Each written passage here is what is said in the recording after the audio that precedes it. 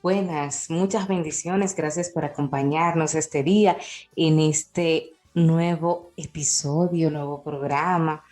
Hoy tenemos un tema súper importante para toda la comunidad que profesa algún tipo de fe cristiana, no importa el concilio al que pertenezca, y un tema que ha sido por tiempo espinoso, que nos ha dejado muchas cosas que, que pensar también, que ha marcado la vida de mucha gente porque ha tenido que permanecer en un matrimonio sin querer, sin poder, sin ver la luz al final del túnel.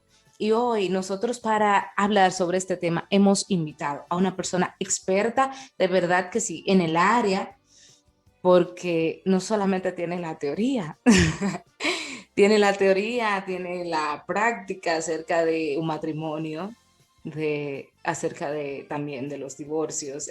Señor, una persona experta, como uno de sus lemas dice que Dios se merece lo mejor. Hoy nos acompaña el doctor Edward Manuel Cifre. Edward Manuel Cifre, egresado del Instituto y Escuela del Ministerio del Concilio Asamblea de Iglesia Cristiana. Es licenciado en Teología de la Universidad Bíblica Internacional. Tiene una maestría en estudios teológicos avanzados en la misma alta casa de estudios. Es doctor en Teología en la Universidad Nuevo Pacto Internacional. Licenciado en Psicología Industrial en la Universidad Autónoma de Santo Domingo. Técnico en Terapia Familiar en la Universidad Bíblica Internacional, la UBI. Técnico perito en Organización de Almacén e Inventario en Infotep.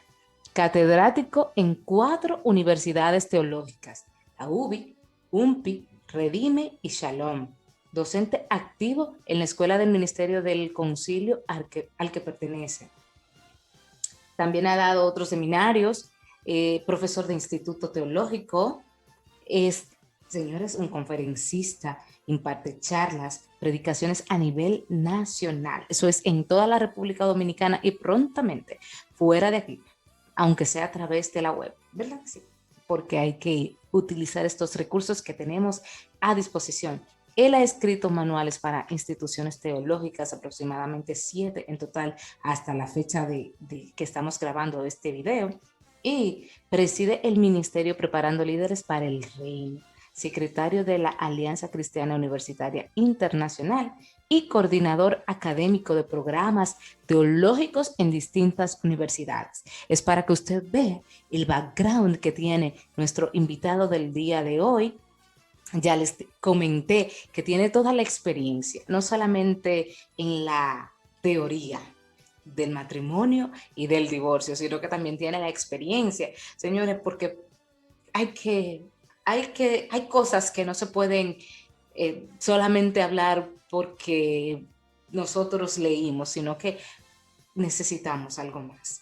Entonces recibimos de una manera especial, muy especial al doctor Cifre, nuestro amigo entrañable hace unos cuantos años cuando dirigíamos la escuela dominical, la escuela bíblica de una iglesia a la que pertenecíamos, ya no estamos ahí, pero siempre recuerdo esas enseñanzas porque nuestro propósito desde hace años es educar a la gente en lo que dice la palabra de Dios, en lo que dice la Biblia, lo que realmente dice. Que la Biblia es un manual para muchísimas cosas y que a veces nosotros creemos que todo es, no solamente es para nuestra salvación, la Biblia también es para nuestro diario vivir, para todas las cosas cotidianas que tenemos. Para eso también es la Biblia. Así que recibimos al doctor Cifre con nosotros. Gracias.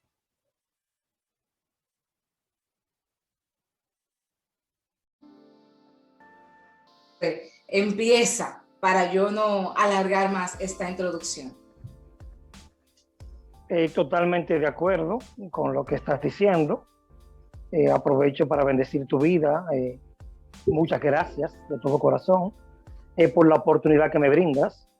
Bien. De verdad que esto es necesario, esto tiene que hacerse, porque esto lleva luces a mucha gente que sigue confundida. Con un tema como este, usaste la expresión espinosa.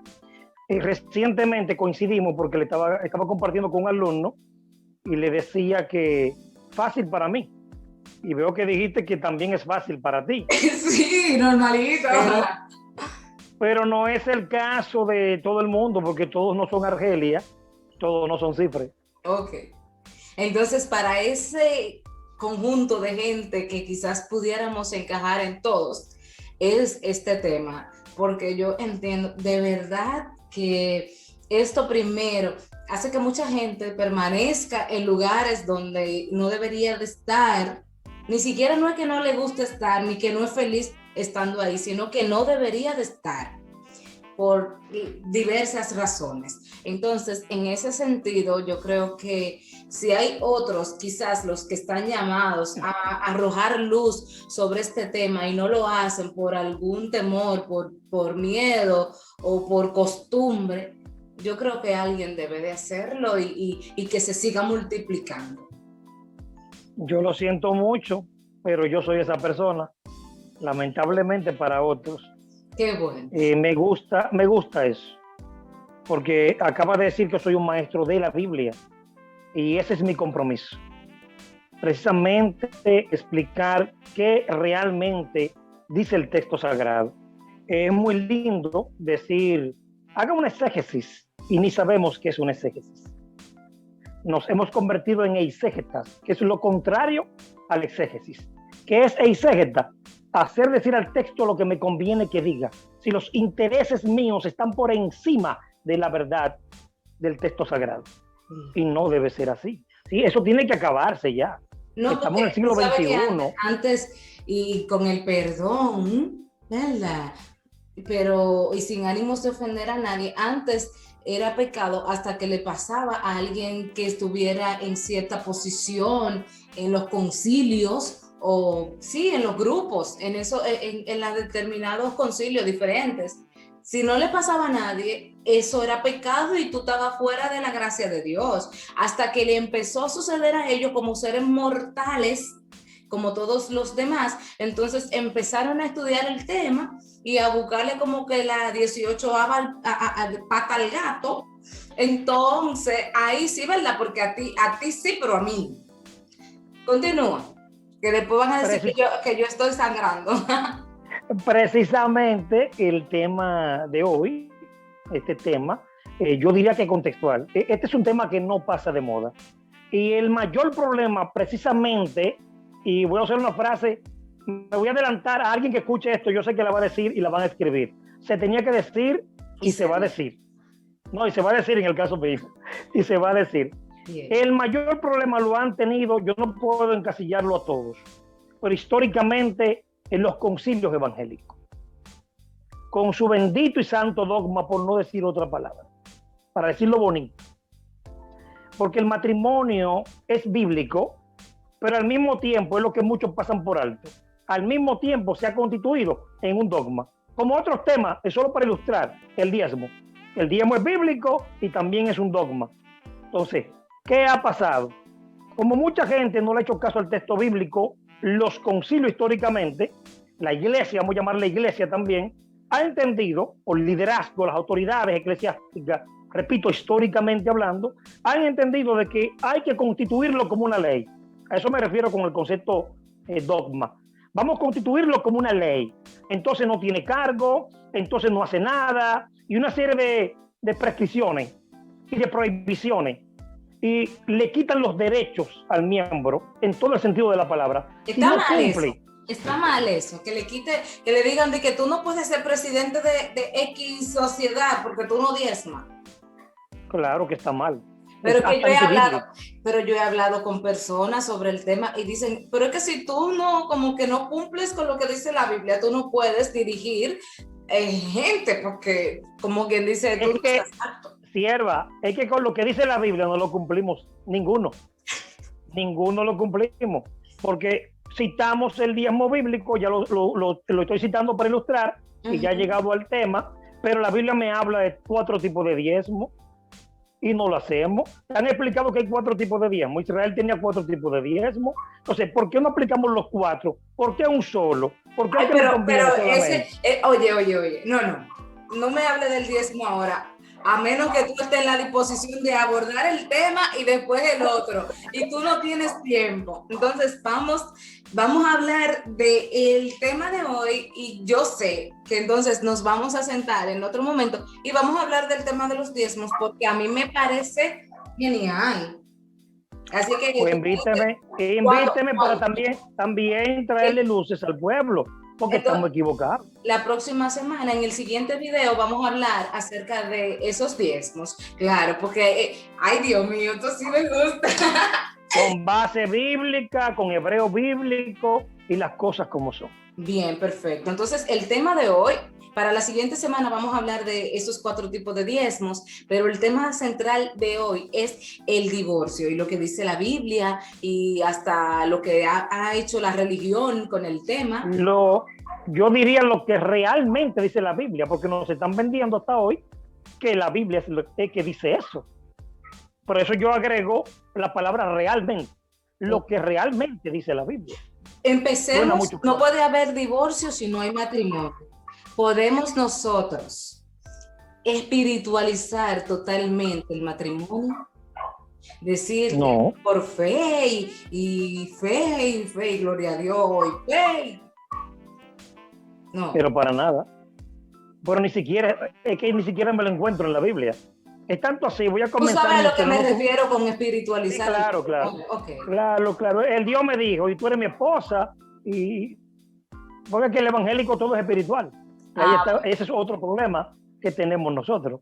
Okay. Entonces, si Dios no me dijo, si Dios no me habló, y esto me dio. Y yo siento, y son muchos matrimonios que se han destruido por la emoción, y otros no se han, vamos a decir, realizado por esa bendita emoción de nosotros, lamentablemente. Entonces, quiero comenzar con este dato, y bien sencillo. En Israel, hermana Argelia, permíteme decirte, históricamente y en la actualidad, ahora mismo, no hay matrimonio civil. ¿Y qué hay? No existe el matrimonio civil. Y entonces, ¿cómo lo hace? Y usted no puede decir que esa gente no son una pareja o no son esposos. ¿Y cómo lo hacen? ¿Cómo lo están haciendo? Ellos entienden que la condición sine qua non número 1 es Dios en el asunto y que tiene que haber amor. Cuando 2 parejas deciden amarse, ellos le dan unos matices de sagrado. El problema del occidental es que entiende que el matrimonio, ya desde el noviazgo, estamos pensando que si no funciona, me separo o me divorcio. Voy a citar al doctor Dunker, que es una autoridad aquí a nivel nacional. Es rector de la UNED, psiquiatra de profesión. En uno de sus libros él decía, el divorcio comienza en el noviazgo. Escucha esta frase. El divorcio comienza en el noviazgo. Hay gente que entra a un matrimonio ya con una preconcepción, con un estereotipo equivocado de lo que es el matrimonio. Errado. Te repito, en Israel históricamente, hoy día todavía, entienden que el matrimonio es sagrado y es para toda la vida. Sin necesidad sagrado. Sin necesidad de un papelito. Sin necesidad de un papelito. Buscan un rabino destacado, reconocido, para que les dé la bendición. Okay. Van a la fiesta, van a la casa del papá, de los padres, de ambos, tanto del novio, entonces el novio, y la novia, para que la familia se ponga de acuerdo. Se hacen acuerdos a lo que se llama pacto, ¿verdad? Famoso pacto nupcial. Bíblicamente tiene 2 nombres en la cultura hebrea. Esponsales, que duraba 12 meses. Ellos duran 12 meses de amor y es preparando, no es manoseándose. 12 meses preparando el nicho matrimonial, comprando las cosas, organizando la ceremonia. Lo que va a ser el montaje de la ceremonia, no de boda civil, la ceremonia religiosa. O sea, preparando que yo me puedo apersonar, por ejemplo, con el macho mío, un ejemplo, aquí a la iglesia, oren por mí y ya estamos casados, como quien dice, y todo chévere. La desventaja es que tú no estás en Israel, ni eres judía. Ay, lamentablemente sí. Ya le quitaste la emoción. pero sin embargo, ¿de quién heredamos la Biblia? Aparte de las personas del Espíritu Santo. ¿Quiénes la escribieron, Argelia? Y entonces, ¿por qué ellos no creen en el matrimonio civil? Eso es una muy buena pregunta, digna de investigar y de indagar. Pero respóndenos hoy. No, porque hay que dejarle tarea a la gente. No puedo decirle todo tampoco. Ok. ahí se te salió el profesor. Este es un tema, exacto. Este es un tema, decía Espinoso, vuelvo y lo cito, y es así para un público que muchas de las palabras que ya estamos diciendo y que faltan por decir van a ser difíciles de digerir. Ay, Dios mío. Voy a entrar en materia inmediatamente. Dale. Me voy a ir a la Biblia. Normalmente utilizamos dos pasajes. Hemos formado una doctrina, todo un cuerpo de doctrina basado en dos pasajes bíblicos. Se nos olvida una premisa que existe en el campo de la interpretación bíblica. Una premisa es una regla, ¿eh? Una regla. Y esa regla dice que de los libros históricos y de las parábolas no se toma para doctrina. Esos pasajes están prohibidos tomarse para doctrina. Los dos pasajes pertenecen a Mateo. Mateo es de categoría, la categoría de Mateo se llama biografía antigua y por ende es un libro histórico. Las biografías, cuando yo te digo a ti, dime la biografía de Cristóbal Colón, ¿qué es eso? Eso es historia. Eso es historia. Entonces, tienen un carácter bibliográfico y biográfico, porque tienen fuentes. Entonces, por favor, no me cite a Mateo para usted darme una enseñanza. Mateo sirve para ilustrar, no para darme una enseñanza contundente. ¿De dónde se toma entonces? Y 3 pasajes. La regla dice, debo tomar 3 pasajes mínimo. 3 pasajes como mínimo. Escuche, el mínimo, no el máximo. De las cartas pastorales o de las cartas doctrinales que tenemos en el Nuevo Testamento. Es decir, que no puede ser Apocalipsis, no puede ser los Evangelios, ni el libro de los Hechos. Tengo 21 opciones para escoger. 21 cartas tengo yo. Pero hablan de Moisés. Hablan de Moisés. Y ese es el gran problema. Yo como occidental, ¿qué relación yo guardo y qué problema yo tengo con Moisés? ¿Por qué me citan a Moisés?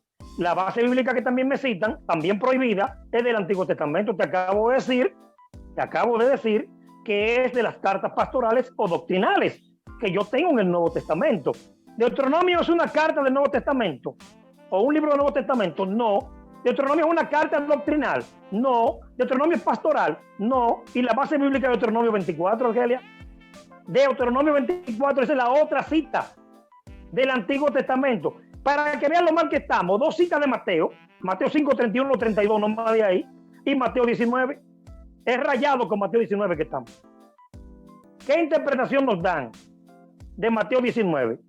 La famosa fornicación, que ni siquiera la entendemos. Decimos adulterio, y ahí no habla adulterio. Salvo por causa de fornicación.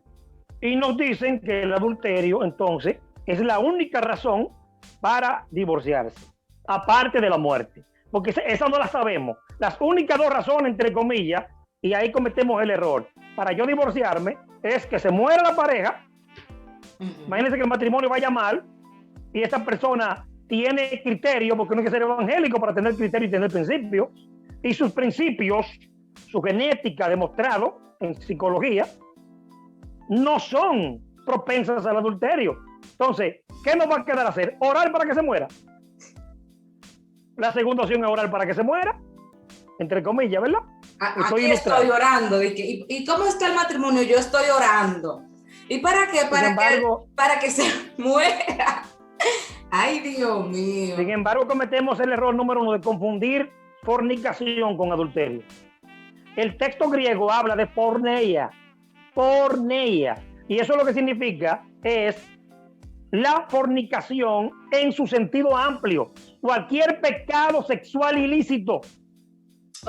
Pecado sexual ilícito. Como cuando Jesús dijo, si la miras y la codicias, ya pecaste. ¿Pudiera aplicar eso o no? No, muy diferente, porque ahí lo que entraría es la laxivia. Ok. Ahí es entonces, ¿cuáles serían esos? Concupiscencia.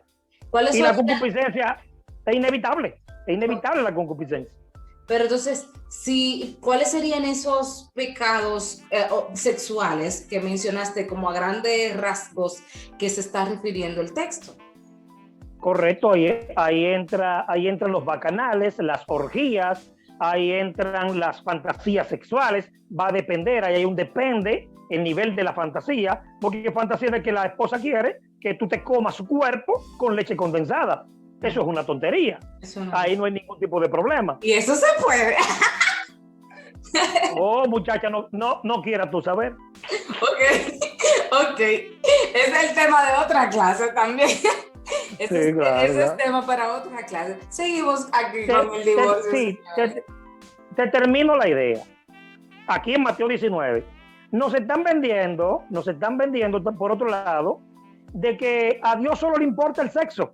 Sí, a Dios solo le importa que yo sea fiel sexualmente a mi pareja. Es la idea que me están vendiendo. Y no es así. Me están vendiendo un Dios freudiano. El Dios del psicoanálisis. Freud era enfermo con el tema del sexo. Todo era sexual. Es como que a Dios solamente le importa y le interesa que yo sea fiel a mi esposa sexualmente. Así que no importa que yo la maltrate, la agresividad verbal, que sea violento con ella físicamente, maltrato físico, lo que se conoce como violencia de sexo. Y hay un versículo que yo no sé si es que yo lo he jalado por los moños, pero dice que el que no provee para su casa es peor que un impío. Entonces, a veces tú estás casado con uno que ostenta un título de cristiano, pero no provee para su casa. Entonces, tú estás casado con un impío. Si nos llevamos de lo que dicen, tú te enyugo desigual, siendo así. Ya me estás ayudando, inclusive con el último término, tu última expresión también. Y voy a citar fuentes. Yo no me estoy inventando esto, es producto de investigación y de años de experiencia. Ambas cosas combinadas. Repito, aquí yo no vengo a inventar datos, ni cosa que se parezca. En su libro, el señor Avilet, en su libro Volvamos a la Fuente, él menciona que él duró años investigando un pastor, 31 años en el pastorado, psicólogo de profesión, escritor, cubano. Y él dice en su libro, yo investigando, consultando, me he topado con diferentes versiones y qué bueno que me topo con estas versiones, por ejemplo la NBI, que habla de infidelidad conyugal. ¿Pero qué significa esto? Que lo que realmente Jesús está diciendo, lo que realmente, lo dije al principio, lo que realmente dice el texto sagrado, es que se puede divorciar de su pareja si rompe, el término que buscaba, el voto matrimonial. ¿Y qué involucra el voto cuando prometemos en el altar? Voy a amarla, cuidarla, respetarla. Hablaste de la provisión en la enfermedad, en la muerte, en aquello. Dice la Biblia que el hombre debe de amar a su esposa como Cristo amó a la iglesia y se entregó y se sacrificó por ella para presentársela a sí mismo sin mancha y sin arruga. Entonces yo digo, ¿cómo pueden pedirle a una mujer sujeción cuando hay un hombre que no se comporta como Cristo amó a la iglesia? Porque la iglesia está sujeta a Cristo, pero mira el comportamiento de Cristo con la iglesia. Entonces yo creo que a veces yo digo, sería como un machismo en las iglesias que había, porque ¿por qué yo me tengo que someter a una persona que no se sacrifica por mí y que no busca proteger? No es que había, es que queda. Ok, no, lo que pasa es que como yo hice como una burbuja y me metí ahí, para mí ya no, aquí no hay de esos. Aquí no hay de esos. Pero ya estamos al mismo nivel, déjame decirte. Y aquí yo no vine a suicidar a ninguna clase. Okay. El famoso empoderamiento y esa liberación femenina, ya existe una teología femenina, nos está haciendo mucho daño también. No, porque yo creo... Ese empoderamiento femenino entonces no habla de la sujeción. Ahí es que está el asunto. Entonces le están lavando el cerebro a las mujeres, por ética no digo el nombre, en diferentes actividades nacionales e internacionales, y mujeres autodenominadas profetas y pastoras, autonombradas pastoras, porque no veo un concilio que la haya nombrado tampoco, pero respeto eso. Mi problema es con lo que ellas dicen. Mi problema no es con su título. No tengo problema con título. Mi problema es con lo que dicen porque choca con el texto sagrado. Y si choca con la Biblia van a tener problema conmigo. Automáticamente. Eso no es lo que enseña la Biblia. Habla y no terminaste la idea, ¿eh? Mencionaste la parte que le corresponde a cada quien. El cierre de Pablo en esa carta a los Efesios es la sujeción mutua. Porque es muy lindo yo como hombre citarle esta cita a mi esposa. Míralo ahí. Y Pablo lo dice. No, porque donde me dice sujétate, también dice que el hombre tiene que sacrificarse y amar a su esposa y entregarse como Cristo hizo por la iglesia. Oye, pero lo que hizo Cristo, esa casi no la mencionan. Es que esa parte no me gusta, esa parte no está en mi Biblia. Ah, ok. Entonces, en el cierre, hay que seguir leyendo más para abajo, habla de sujeción mutua. Yo aprendí una frase hace mucho tiempo y la digo en conferencias para parejas, especialmente en la de noviazgo. Y es un proverbio árabe. Una ancianita le daba un consejo a su nieta antes de la boda. Y le dije, ¿quieres tener éxito en tu matrimonio? Sí. ¿Qué tengo que hacer? Sencillo. La mujer que obedece a su marido lo gobierna. Analízalo. La mujer que obedece a su marido lo gobierna. Un hombre que sabe que la mujer lo respeta, lo obedece, tiene todo. Decimos que el hombre es la cabeza, la mujer es el cuello mueve la cabeza, Argelia. Mira. Así está buena. Ok, vamos a hacer cuello, caramba. El asunto está, te repito, en que hemos dado una mala interpretación al texto y nos hemos quedado con que Jesús está yendo al origen. Y el mismo Jesús está explicando que por el pecado, por la dureza de corazón, el mismo Moisés permitió dar carta de divorcio. En teología se hablan de 3 voluntades de Dios. La absoluta, que no entra aquí. La segunda se llama relativa permisiva, que es la que entra aquí. Y una tercera que es totalmente desconocida para nosotros, se llama difusa. 3 voluntades de Dios que nos enseñan. Y de la difusa no sabemos absolutamente nada. No, hasta que Dios no actúa. Y ahí entonces conocemos cuál es el propósito de Él en nuestra vida. Yo te voy a decir una cosa. En conclusión. Brevemente, cuando yo me divorcié, yo estaba pensando mucho acerca del asunto.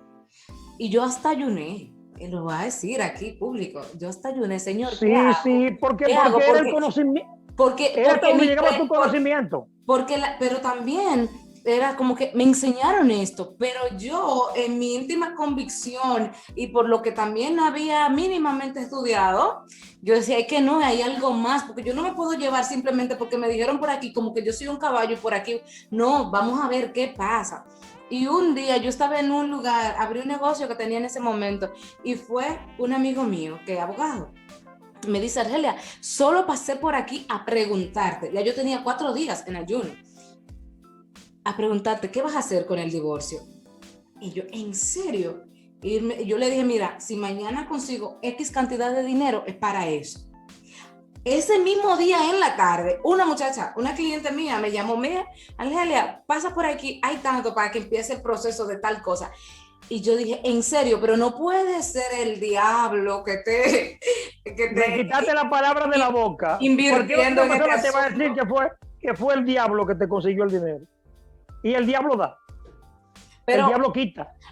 ¿Entendiste? Entonces después yo tomé mi decisión, hice mi proceso de divorcio, de verdad, con una paz enorme, porque yo dije, papá Dios, yo no ayuné para que se haga mi voluntad, porque no fue, Señor, yo quiero divorciarme, esto es lo que voy a hacer, sino, Señor, este es mi pensamiento, pero ¿qué tú opinas? ¿Qué tú crees? Yo estoy abierta a que tú hagas otra cosa.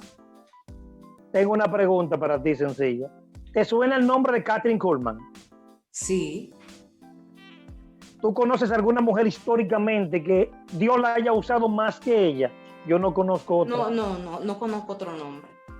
Era divorciada. Además, ¿Y qué le pasó a Dios que la usaba? Te pregunto. Lo mismo que le pasó con Ruth, lo mismo que le pasó con la otra. O esos milagros era como el tiempo de Cristo, era Belcebú que lo hacía. No. Lo que pasa es que la historia de nosotros no tiene que ser perfecta para que Dios nos use. Eso es una cosa que a nosotros nos han enseñado, que tenemos que ser perfectos para que entonces seamos un vaso útil. Y realmente, si Argelia, nosotros pudiéramos llegar a la perfección, Dios fuera innecesario. conozco iglesias, incluyendo el concilio al que pertenezco, eso lo han dejado administrativo, por lo menos en la parte buena, entre comillas, buena, líderes con talentos, con dones, con ministerios sentados. Porque son divorciados. Porque son divorciados o separados y no permite que se junte con nadie. No pueden predicar, no toman el púlpito, no pueden enseñar, no pueden ejercer liderazgo. ¿Y entonces? Ese es el Dios a quien yo le sirvo. Eso es lo que la Biblia me dice a mí. Cuando me habla de restauración y de identificarme con el hermano y de empatía con el hermano y de amarlo y del amor al prójimo como a mí mismo. Alguien decía, se trataba de un tema recientemente en un grupo en el que estoy, y un pastor dijo a alguien que estaba muy cerrado, le dijo: órale a Dios para que a usted no le pase, porque hoy en día nadie se libra de un divorcio, como está la cosa hoy en día. Órale a Dios para que a usted no le pase, para ver si usted se va a quedar solo. Usted es un hombre joven, usted se va a quedar solo para el resto de su vida. Yo no lo creo, le dijo el pastor. De ahí se la tiró. Como ya estamos cortos de tiempo y tú tienes más compromisos, yo lo tengo pendiente, entonces vamos, quizás tenemos, ¿cuánto? 10 minutos para concluir. Yo sé que tienes mucho material, me voy a callar para que tú entonces puedas enseñarnos acerca de, con más profundidad. Seguimos bien. Por ejemplo, otro pequeño problema, digo porque pequeño para no exagerar, pero es grandecito, para amortiguar la expresión, es la palabra.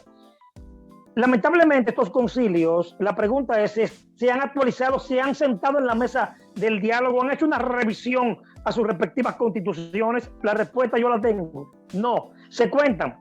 Hay un concilio, creo que no sé si pertenece todavía, que merece mi respeto, de los pocos, Argelia, que se ha sentado a revisar y han reconocido, qué bueno, que esto es un tema delicado, que afecta a la iglesia directamente, golpea a la iglesia directamente, porque la iglesia está compuesta por familias. Entonces, mientras más divorcio hay, más afectada es la iglesia, directa e indirectamente. Directamente, diría yo, es la Asamblea de Dios. Y aquí tengo el material. Y estuve revisando todas las causas a la luz de la Biblia y del aspecto social, que ellos entienden que una pareja, los pastores deben permitir que ocurra el divorcio. Entonces, ellos ya no siguen con esa bendita teoría de que es bíblico, donde no es así. No, Jesús lo dijo. Hermano, Jesús no escribió. Los evangelios son perspectiva de los evangelistas y copia de copia. El texto no se escribió en español y hubieron años, siglos en la transmisión del texto. ¿Usted cree que tiene las palabras textuales de Jesús? Y yo le puedo dar un ejemplo. Yo necesito dar este ejemplo, Argelia. Siempre citamos para poner a la gente a leer la Biblia y en actividad de escuela bíblica. Usted misma que ha hecho programa de actividad en cuanto a escuela bíblica, sabe que una cita célebre es Juan 5:39. ¿Sí o no? Escudriñar las escrituras. Jesús no dijo eso. En su contexto histórico ya hay versiones que están ahí. Jesús lo que dijo fue indicativo. Escudriñáis las escrituras. Jesús le quiso decir a sus opositores: ustedes han leído la Biblia, la están leyendo, la estudian y no se han percatado que ella habla de mí. No los mandó a estudiar. Les dijo: ya ustedes saben, ustedes la conocen. Entonces, ahora yo puedo concluir que Jesús no dijo eso. Porque yo tengo un texto, Santa Reina María de 60, y de manera abusamos del texto e interpretamos literalmente todo.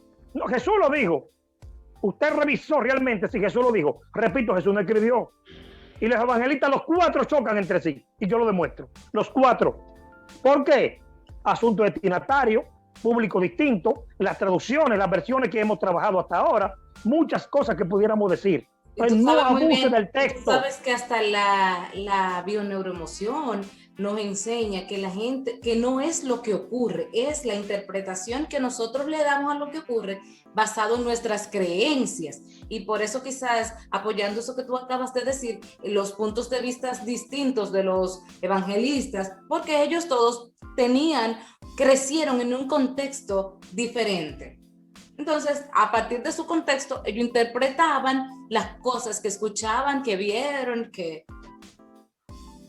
Estamos forzando el texto, acomodando el texto a mi conveniencia y, como yo dije anteriormente, a intereses personales, particulares e incluso institucionales. Y la Biblia no debe prestarse para eso. Lo digo en muchas conferencias. Decimos que el manual del creyente es la Biblia y estamos muy lejos de eso. Eso no es cierto. El 83% son dogmas de hombre en las iglesias y el 17% Biblia. Escuche este dato que es cruel, pero es realista. 83 contra 17.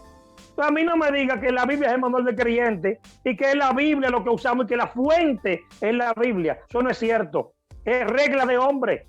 Y ahí entra entonces este tema del matrimonio y del divorcio como regla de hombre, como dogma. Lo hemos constituido como un dogma. Entonces, y criticamos la Iglesia Católica. Esto es católico, déjame decirte. Criticamos la Iglesia Católica y este tema de matrimonio y divorcio es católico. Y yo te puedo narrar la historia y todos los problemas que han pasado históricamente en la Iglesia Católica. Esto es un tema que hemos heredado. Nosotros somos católicos para lo que nos conviene y no somos católicos para lo que no nos conviene. Bien, entonces, ¿qué hacemos para nosotros, la gente que quizás está pasando por un momento y dice, yo necesito divorciarme? ¿Qué cosas tomar en cuenta para decir, no, pero yo tengo que tomar esta decisión, yo tengo que hacer algo con mi vida? ¿Qué texto? Lo primero, sí, hay que contextualizar esa acción que vamos a tomar. Entonces, ¿qué texto pudiéramos utilizar? Ahí vamos a llegar. Vamos a hablar primero de las consecuencias. Repito, esto es un tema muy amplio. Entonces, el problema no es el divorcio, no es firmar un documento, es las repercusiones del divorcio. Okay. Es las repercusiones del divorcio. Una cosa que no se le recomiendo absolutamente a nadie. Una expresión que usamos, no que yo lo tenga, quizá otro me tenga a mí como enemigo, ni a mi peor enemigo. Usamos siempre esa frase. Hay repercusiones de todos los tipos. Y no es cierto, como dicen, de que los niños son los más afectados. No, la pareja lo sufre a gran escala. No, que los niños son los más afectados. Son los más afectados cuando crecen, en su desarrollo, en un futuro. Pero en el momento, el afectado es la pareja. Oye lo que tú estabas diciendo, de lo que pasaba por tu mente. Entonces, no es como dicen. Eso es lo primero. Y ahí te está hablando el psicólogo, porque también estudia psicología. Así que no es un asunto que es teología aquí, Biblia solamente. También te hablo como psicólogo. Bien. Entonces, yo creo que el que pasa por una experiencia puede hablar como yo en propiedad. Usted está dando consejería y usted no se ha casado nunca. Dando consejería a un matrimonio y usted nunca ha conocido un matrimonio cristiano. Usted no es la persona indicada. Ahora usted me dice a mí que usted tiene tantos años de casada, tiene experiencia, excelente, usted califica. Entonces, yo califico para hacerlo. Yo califico para hablar de este tema con mucha propiedad. Y yo no le recomiendo a nadie que pase por un proceso como este. Número uno, usted no puede obligar a su pareja a estar con usted. Ahora bien, lo que me enseña la Biblia es que el perdón tiene que estar a mano siempre. El último recurso, lo último que se agota es el divorcio, Argelia. Lo primero es el perdón. No nos enseñan que hay dos tipos de adulterio. ¿Lo sabías? Hay un adulterio que se llama en sanidad interior casual y el otro se llama adulterio estructurado. Cuando se le hace un genograma a la gente en psicología, puede investigar qué es eso, un genograma para ver la genética y la conducta heredada de tu familia, de tus antepasados, genealógicamente hablando. Entonces, los expertos en esta área, genetistas inclusive, han entendido que hay consecuencias de todo tipo si pasamos por alto todas estas cosas. Entonces, está el casual, que yo realmente, las condiciones se prestaron, yo no lo busqué, caí y realmente me arrepentí y yo no lo vuelvo a hacer. Tuve un arrepentimiento genuino, pido perdón y a mí me dan una segunda oportunidad. Ahí entra el perdón. Pero hay una que se llama estructurado, eso es una conducta heredada. Con premeditación y alevosía. Y par de cosas más. Ok. Ya no se llama alevosía, creo que tú eres abogado, con acechanza, se dice sí, ahora. Y yo pero no soy que la gente. Para que entiendan, que entiendan. Que la gente todavía la gente lo usa y es como. Pero te diste cuenta, no soy abogado, estoy leyendo, Argelia, estoy leyendo. Está bien eso. No, porque yo no soy profesora de teología y yo doy mi leidita también, estamos a mano. El pasaje bíblico que yo recomiendo, porque es que nos quedamos en Mateo, nos hemos quedado en Mateo. ¿Por qué no vamos a 1 Corintios 7? Y Entonces, despacio hacemos un exégesis bien, completo, despacio, para que lo podamos disfrutar. Y una última recomendación, me hablaste de Biblia, es que el pasaje de Mateo, ese pasaje de Mateo y el pasaje de Deuteronomio 24, lo leamos con versiones distintas. No lo leas simplemente con Reina Valera del 60, hermano, como yes, que esa fue la que escribió el Espíritu Santo. Bajó del cielo y le escribió. Hay versiones que te arrojan luces eso es así. y te das cuenta que por ninguna parte te dice que no te vuelvas a casar. Todo lo contrario, te explica que se estaba regulando porque la mujer era discriminada. Era un ambiente y un mundo honestamente machista, Argelia, y la afectada era la mujer. El mismo Dios quiere proteger y salvaguardar a la mujer. La mujer estaba desprotegida. Y entonces estas reglas se trabajan en pro de la mujer, para que el matrimonio no lo cogieran como un chiste y como un relajo, y le dieran carácter sagrado. Eso es lo que estaba pasando en Israel, pero no nos explican eso. Bien, No nos lo entonces, explican. señores, el tiempo se agotó.